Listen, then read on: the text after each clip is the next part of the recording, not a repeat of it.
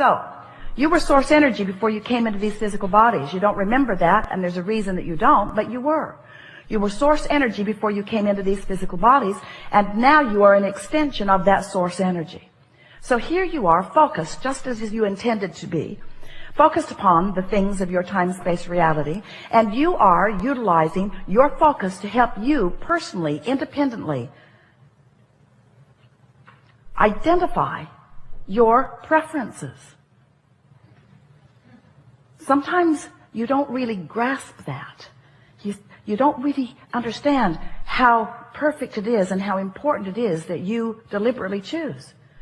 So anyway, that's step one. You ask for what you want, and you can't stop asking because life just continues to serve itself up to you in ways that cause you to identify your preferences. It happens all day, every day, at all levels of your being. It's really what the evolution of all species is about.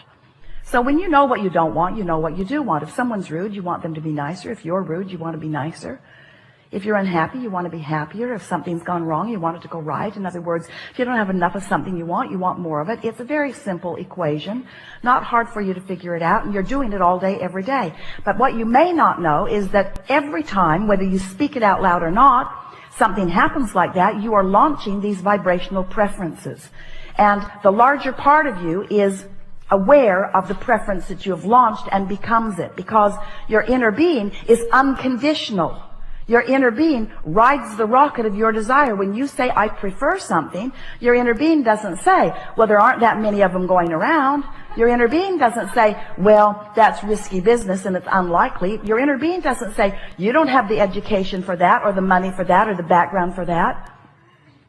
When you launch a rocket, a request, a preference, a desire, your inner being becomes a vibrational match to it immediately.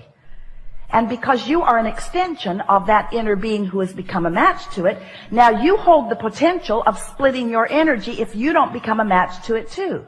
You see how it works? When you say, I want that, the source within you says, done. We're there. We've got it. We're a vibrational match to it.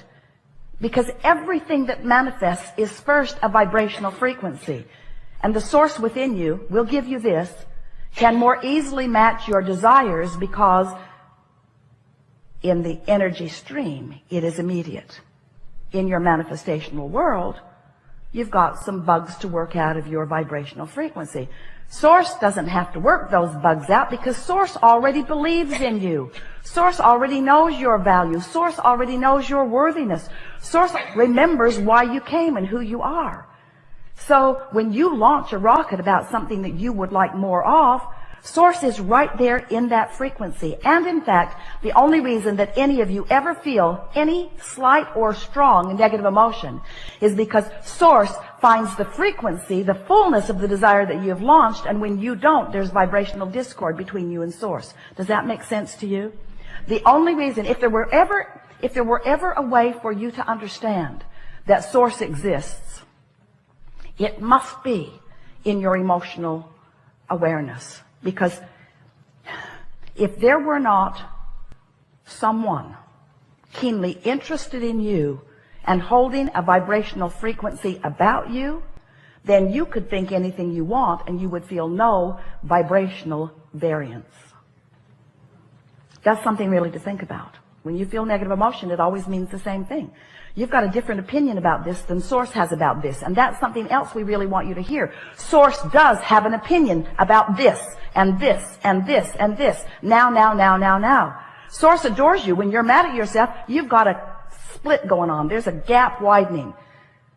Source adores the people of this planet. When you carve out a section of them and hate them, you've got a rift going on between you and Source. You will never be able to be in alignment with Source when you hold hate in your heart because of some condition that you can't control. As you get to know Source better through your awareness of what it feels like to be in alignment, you can learn in a matter of days how Source feels about everything that is active on your planet today. You can just give it the emotional test. When you think a thought and you feel love, you can know Source is in agreement with this thought. And when you think a thought and you feel fear, you can know Source is not anything close to an agreement on this thought. So once you get clear about what this emotional guidance system is, then you can get on with what you've come to get on about. Then you can be the deliberate creator. You can be or do or have anything that you choose because you've got this backup. So step one is contrast helps you to define what you want. You do it all day, every day. And step two is source becomes it vibrationally immediately. Wrote a whole book about that called Ask and It Is Given, and that's what it was about. That when you ask, source becomes the vibrational equivalent of it. The energy that creates worlds. Imagine that. The energy that creates worlds. The vibrational equivalent to your desires. Keeping the light on, keeping the vibration steady, so that anytime you get in the vicinity or away from the vicinity, you'll know where you are in relationship to it. Helps you to zero in on who you really are and what you really want, to become the fullness of all that you are. So your work really is the step 3 part of this 3-step process. Now step 4 process, but the step 3 process we talked about for so many years. Ask, source answers, and then you must find a way to become a vibrational match to what you're asking for. In other words, you can't want something and doubt it and get it. You can't want something and be mad that you don't have it and get it. You can't want something and be impatient about it. The flight attendant said, "Thank you for your patience." And Esther said, "You're confused about it." You must be talking about the previous flight because no patience happening here. You can tell by the way you feel whether you are in alignment or whether you are not. So we are eager to talk with you about anything that matters to you. We're going to help you to find some ways, if you want them, to line up easily with who you are and what you want. In some ways, some of the things that we will suggest today, you will stubbornly protest against a little bit because it's just going to seem too simple. And some of the things that we're going to say to you and promises that we're going to make to you, you may even doubt a little bit because they're just words that sort of kind of make sense and maybe you feel resonance with them, but you haven't had the manifestational evidence in your life yet about it. But we know that with just a little bit of listening and a little bit of resonating and a little bit of awareness and then a little bit of focusing, that you will find manifestational evidence about everything that we talk about here today. You're going to know precisely how your thoughts become the reality that you are living, so that not only you are aware of it, but others who are observing you as well. So as we've been talking to you about launching these rockets of desires, we also wrote a book about where they go. We called it The Vortex. It's this vibrational reality. It's this vibrational reality that you cannot yet see or hear or smell or taste or touch. You can feel it emotionally. Well, that's just annoying to people. We spend a lot of time trying to talk you into getting into the vortex where everything you want is. And you were very nice to us. No one ever got up and left the room. Well, just that one guy. But you were interested about the vortex, but you began saying things like, okay, so my fortune's in the vortex, Abraham. I want it to come out of the vortex and into my bank. Because it's nice knowing that I've created realities that I can't see yet, or that others can't see, but really, how long can this go on? How long do you think you can keep me hopeful about things that aren't tangible? And we say, it was never your intention to come and live without the tangibility. You are in a time-space reality where you can measure your existence through your manifestations. We just want you to understand that if you've got a vibration going on that is keeping you from being a vibrational match to what you want, the manifestation that you want cannot come. And you wouldn't want it to. You wouldn't want it to. So then we began talking to you about, so here's all of this vibrational reality, and you're going, yeah, we accept it, get on with it. How do I get it into my reality where I can see it, where others can see it? And so we began talking about your point of attraction. For a while we called it a grid. It's your point of attraction. It's like the framework of who you are, looking for different ways to help you feel the reality of your point of attraction. Your point of attraction, where you stand. And mostly it's about how you feel right now. How do you feel right now? What's your mood?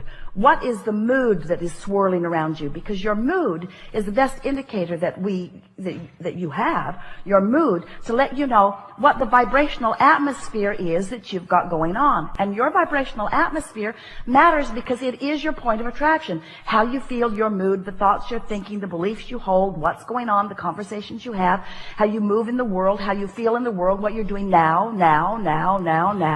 Right now, you have a relationship with your vortex. Right now, you have a relationship with your vibrational reality. And the question that we want you to ask yourself is the relationship that you have with something that's in your vibrational reality, in your vortex, is the relationship you have one of holding it away? And you can tell by the way you feel whether you are holding it away or whether you are allowing it in. You can also tell by whether it's coming in or not. In other words, we're not asking you to just hold yourself in this emotional state of being and just take our word for it. What we're saying to you is take our word for it, hold yourself in the emotional state of being, and watch the evidence move from your vibrational reality into your reality. Until before long, you will have such confidence in your ability to manifest anything that you desire, because you will have discovered what kinds of things you've been doing that have been preventing the things that you want from coming easily. And we can tell you in a very succinct, nutshell kind of a sentence what it mostly is.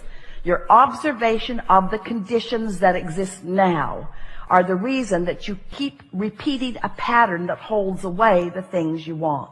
It really is that simple. You got to change the way you look at things. You got to reorient yourself. You've got to become more vibrational interfacing. You have to trust the way you feel. You have to accept that you have guidance. You have to accept that your guidance is always leading you toward what you want. And you have to be aware of when you're moving toward what you want and when you're not moving toward what you want. And you have to accept that the emotions that you hold are the indicator of whether you're moving closer or further. You can just tell.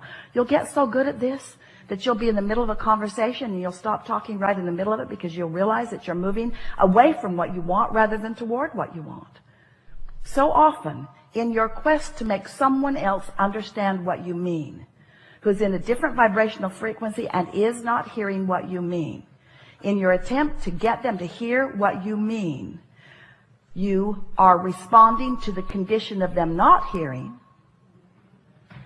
So you are basing what you are saying based upon what they are not hearing, and then you join them in their frequency rather than maintaining yours, and then instead of them hearing what you mean, you hear what they mean, and nothing changes.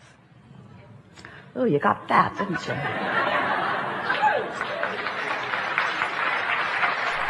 So, let's just start talking about some stuff that's important to you, and let's make everything that we said just now more tangible for you. We want you to feel your thoughts becoming manifested. We want you to feel the movement of the vibration into awareness, into emotion, and then into see it, hear it, smell it, taste it, touch it, tangible, manifested stuff, just like you intended. You're not here just to accumulate stuff, but you are here as a masterful creator. You're here to mold the energy. And how your life is playing out is evidence of how you're doing.